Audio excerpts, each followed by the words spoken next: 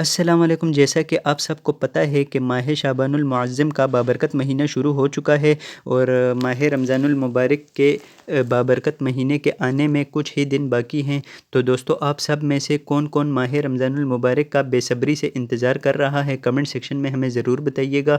تو دوستو، آج کی اس ویڈیو میں آپ کو یہ بتاؤں گا شعبان المعظم کا جو مہینہ ہے، اس مہینے کی کیا فضیلت ہے، اور اس مہینے کے اندر آپ کو ایک خاص عمل بتاؤں گا کہ جس کو کرنے سے انشاءاللہ عز و جل آپ کی تمام مشکلات دور ہو جائیں گی اور اللہ تبارک و تعالی آپ پر اپنا رحم و کرم فرمائیں گے۔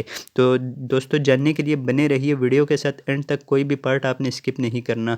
تو دوستو، اتنا اچھا کنٹینٹ ہم آپ کو پرووائڈ کرتے ہیں، تو دوستو آپ کو بھی چاہیے کہ آپ ویڈیو کو ابھی سے لائک کر دیا کیجئے، کیونکہ بعد میں آپ بھول جاتے ہیں۔ تو چلیے دوستو، آپ کو بتا دیتا ہوں کہ وہ خاص عمل کیا ہے۔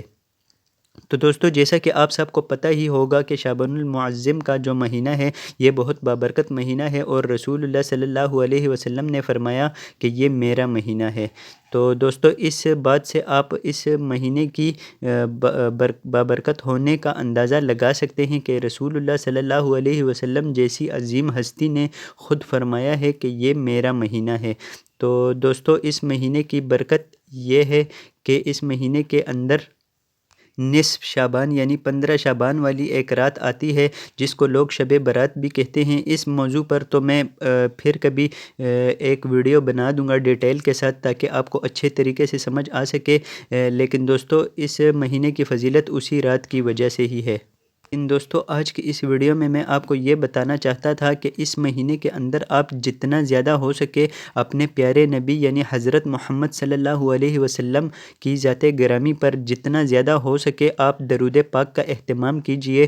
آپ دن رات اٹھتے بیٹھتے چلتے پھرتے ہر وقت آپ کوشش کیا کیجئے، جب بھی آپ کو ٹائم ملے آپ درود پاک پڑھتے رہا کیجئے، کیونکہ اس سے ہوگا یہ دوستو کہ رسول اللہ صلی اللہ علیہ وسلم نے فرمایا کہ جو شخص مجھ پر ایک مرتبہ درود پاک پڑھتا ہے تو اللہ تبارک و تعالی اس پر 10 رحمتیں نازل فرماتا ہے۔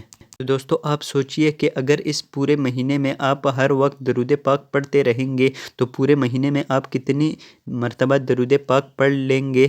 تو دوستو، اس سے آپ اندازہ لگا لیں، یعنی جتنی مرتبہ آپ پڑھ سکتے ہیں اس کو آپ 10 سے ضرب کر دیں تو اتنی رحمتیں آپ پر نازل ہو جائیں گی۔ تو دوستو، جتنا زیادہ آپ درود پاک کا ورد کر سکو اس مہینے کے اندر اتنا ہی اچھا ہے۔